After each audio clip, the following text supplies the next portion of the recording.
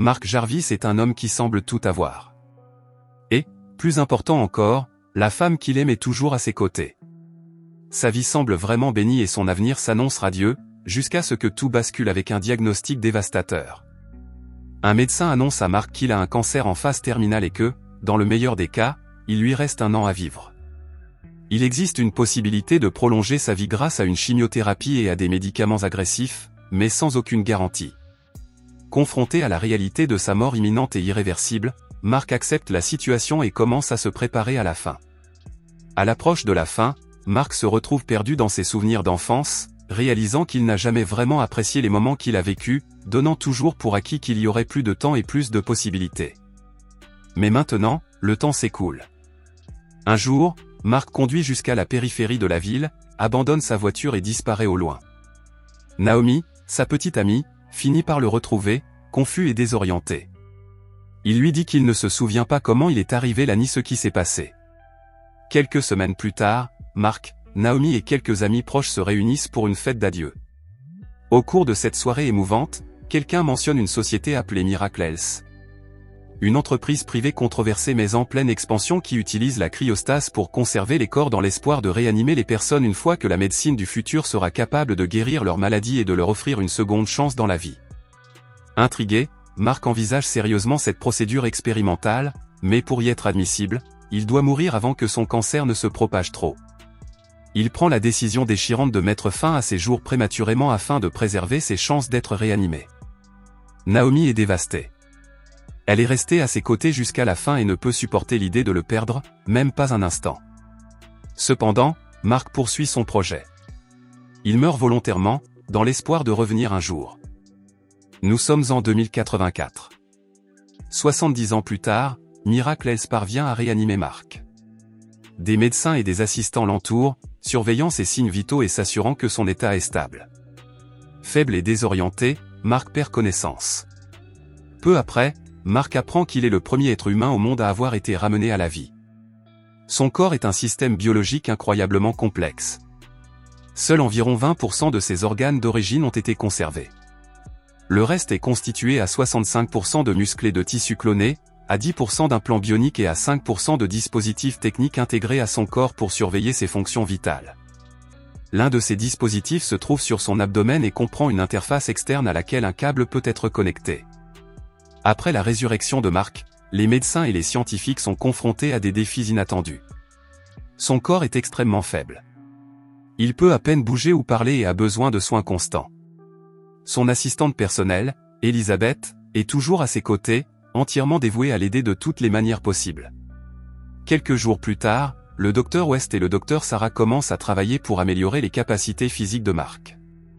Ils s'entraînent à ses capacités motrices fines et effectuent des exercices de base.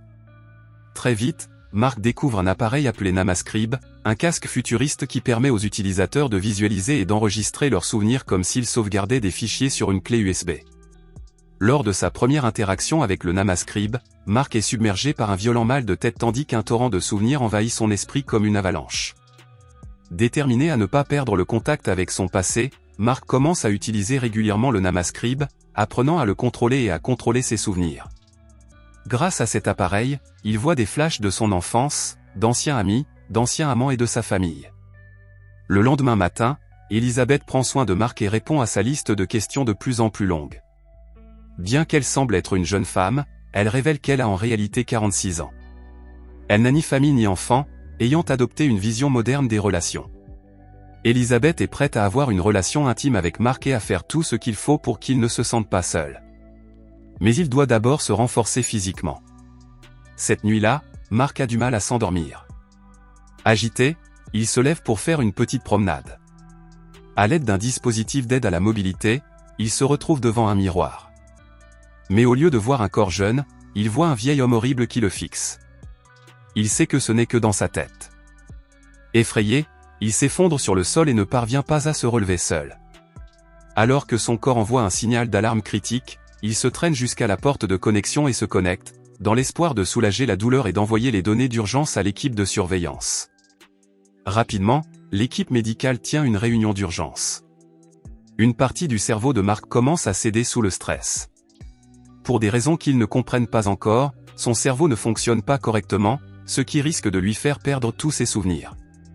Mark supplie tout le monde de quitter la pièce afin qu'il puisse parler seul au Dr West. Dans un moment de calme et de sincérité, le médecin admet que Mark pourrait ne jamais mener une vie normale. Son corps est tout simplement trop faible pour fonctionner seul. Comme si cela ne suffisait pas, l'opinion publique devient de plus en plus hostile à l'égard de la société privée qui a rendu possible sa résurrection. Mark est dévasté. Cela signifie qu'il devra rester à la clinique, sous surveillance constante, sans aucun espoir de se construire une vie. Le temps passe et les médecins se réunissent pour célébrer une étape importante. Cela fait 100 jours que Mark a reçu sa seconde chance. Pour marquer l'occasion, le Dr West rend à Mark une boîte contenant ses effets personnels.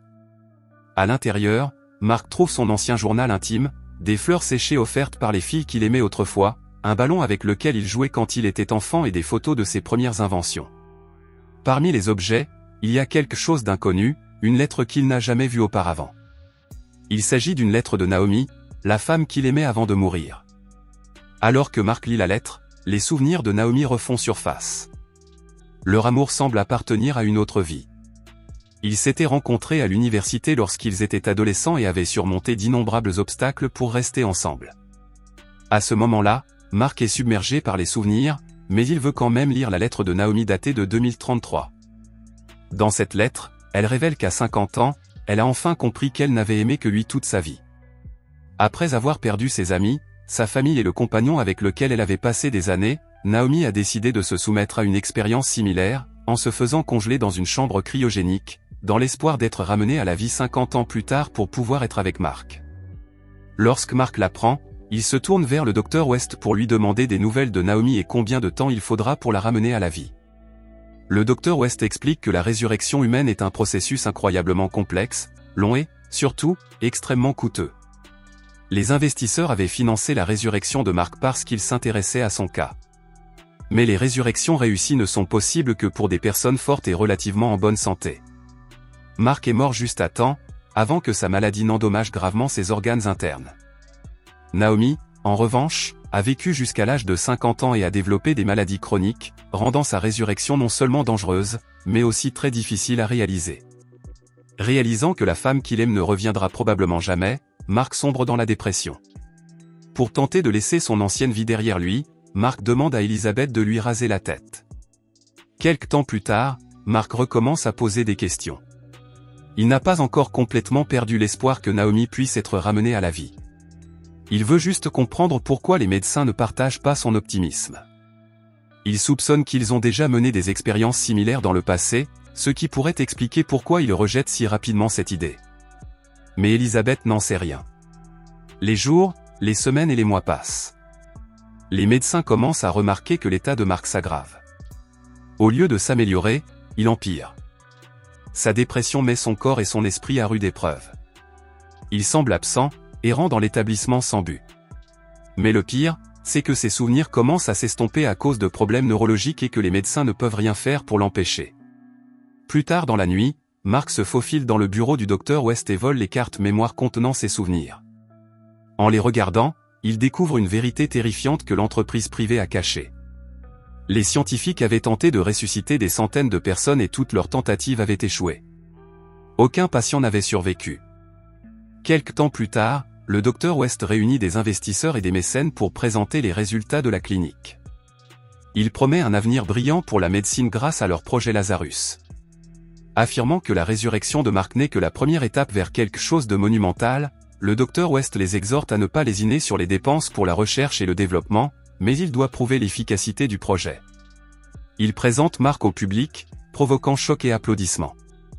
Par la suite, le Dr West fait une annonce choquante, affirmant vouloir lancer un nouveau projet qui permettrait non seulement de redonner la vie, mais aussi l'amour. Il promet de ressusciter bientôt Naomi, mais Mark comprend qu'il s'agit seulement d'un mensonge et d'une manœuvre populiste pour récolter plus d'argent. La tentative de ressusciter une femme malade de 50 ans est vouée à l'échec. Peu après, le Dr West rend visite à Mark pour discuter de ce qui se passe et de ce qu'il a vu. Il sait que Mark a regardé les enregistrements, mais insiste sur le fait qu'il souffre de chaque échec et de chaque vie perdue. Mark ne croit pas aux paroles du fanatique. Il est convaincu que pour le Dr West, ce n'est qu'une question d'argent. Mark comprend désormais que la vie n'est qu'une forme d'existence matérielle. Sans émotion, sans sentiment et sans expérience, la vie n'a aucun sens. Elle est vide. Ce sont les personnes et les liens qui nous unissent à elle qui donnent un sens à la vie, et les sentiments et les souvenirs les plus chers sont plus précieux que la vie elle-même. Complètement plongé dans le passé, Mark se rend à la chambre cryogénique où est conservé le corps de Naomi. Elizabeth est sous le choc, partagée entre son amour pour lui et la compréhension de son profond tourment. Quelques jours plus tard, Mark utilise l'enregistreur de mémoire pour conserver tous ses souvenirs. Après avoir enregistré la majeure partie de son passé sur un disque dur, il rencontre Elizabeth et découvre le nom du médicament utilisé pour mettre fin à sa vie. Il trouve ce médicament dans l'armoire à pharmacie et se souvient de ce qui s'est passé peu avant sa première mort. Naomi avait été à ses côtés à chaque instant, achetant le médicament qui lui permettrait de mettre fin à ses jours. Elle était restée à ses côtés, attendant sa mort, puis avait prévenu la clinique afin qu'il puisse sauver et congeler son corps. Réalisant qu'il a vécu une vie heureuse qui n'a pas besoin de continuer, Mark boit le poison et se rend dans la chambre cryogénique de Naomi.